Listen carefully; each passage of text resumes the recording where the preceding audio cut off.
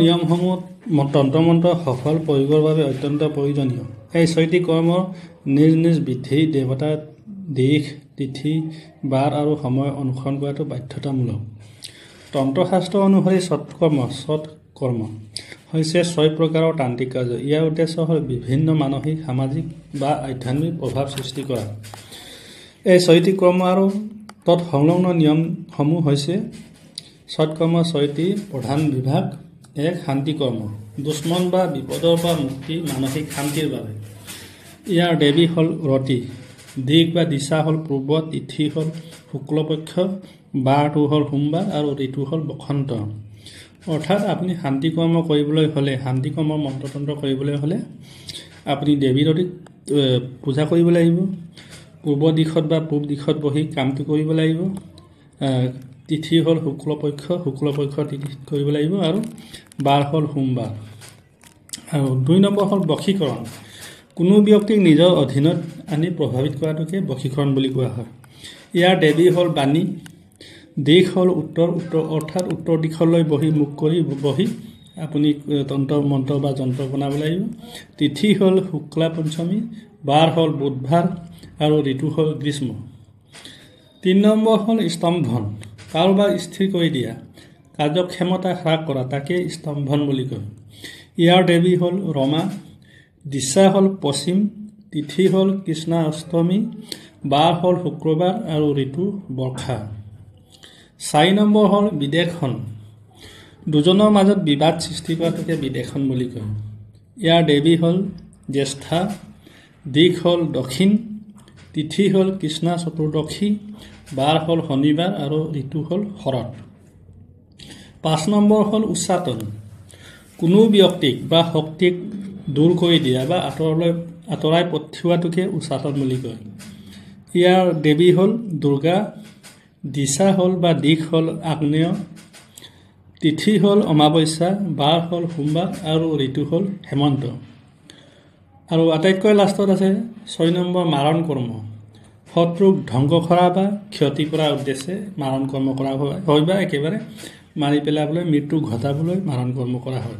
আৰু ইয়াৰ দেৱী হ'ল, এই কাৰ্য কৰিবলৈ আপোনালোকে দেৱী কালীক পূজা কৰিব লাগিব আৰু নৈৰিত দিশলৈ মুখ কৰি সকলো কাম বা কৰ্ম কৰিব লাগিব।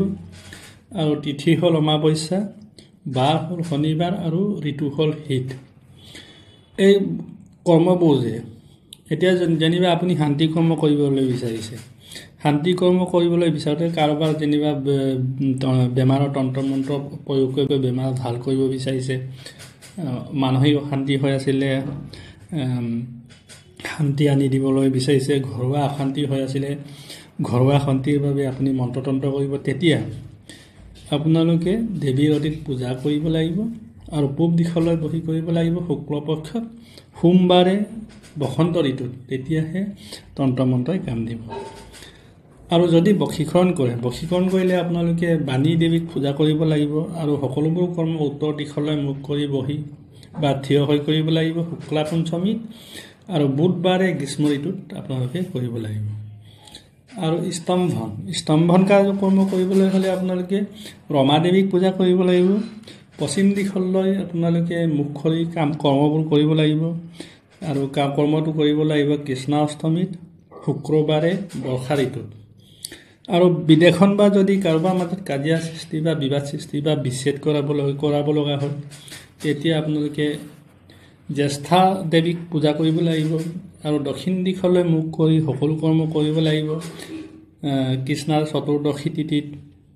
আৰু শনিবাৰে শৰৎ ঋতুত আপোনালোকে এই বিদেশন কাৰ্য কৰিব লাগিব।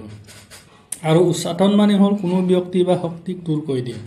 যেনিবা কোনোবাই কাৰোবাক অপকাৰ কৰি আছে বা আপোনাৰ লগতে কিবা অপকাৰ কৰি আছে, শত্ৰুতা কৰি আছে, সেই ব্যক্তিজনক যদি দূৰলৈ আঁতৰাই পঠিয়াব লগা হয়, তেতিয়া আপোনালোকে উচ্চাটন কৰ্ম কৰিব লাগে।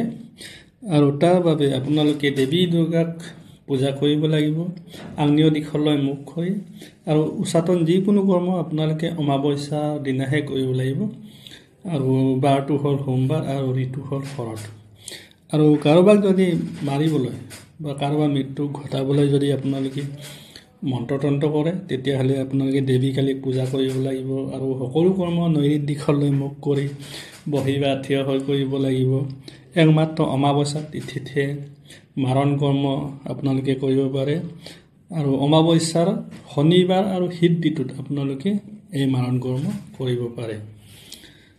এতিয়া জানো আহক প্ৰয়োগৰ নিয়ম। দেৱীক স্মৰণ। প্ৰতিটো কৰ্মৰ আগতে সংশ্লিষ্ট দেৱীক প্ৰণাম আৰু মন্ত্ৰ জপ কৰা উচিত। সঠিক সময়, নিৰ্দিষ্ট তিথি, বাৰ আৰু ঋতু অনুসৰণ কৰাটো অত্যন্ত প্ৰয়োজনীয়। দিশ অনুসৰণ। সাধনাৰ সময়ত দিশ অনুসৰণ কৰাটো ফলপ্ৰসূতা বৃদ্ধি কৰে। পবিত্ৰতা। সাধনাৰ সময়ত মন, শৰীৰ আৰু স্থান পবিত্ৰ ৰাখিব লাগে। এই নিয়মসমূহ মানি চলিলে তন্ত্ৰমন্ত্ৰৰ প্ৰভাৱ অধিক কাৰ্যকৰী হয়। তবে এই কাৰ্যসমূহৰ অপব্যৱহাৰ কৰিলে বিপদজনক ফলাফল হ'ব পাৰে। সেয়া সদায় মনত ৰাখিব।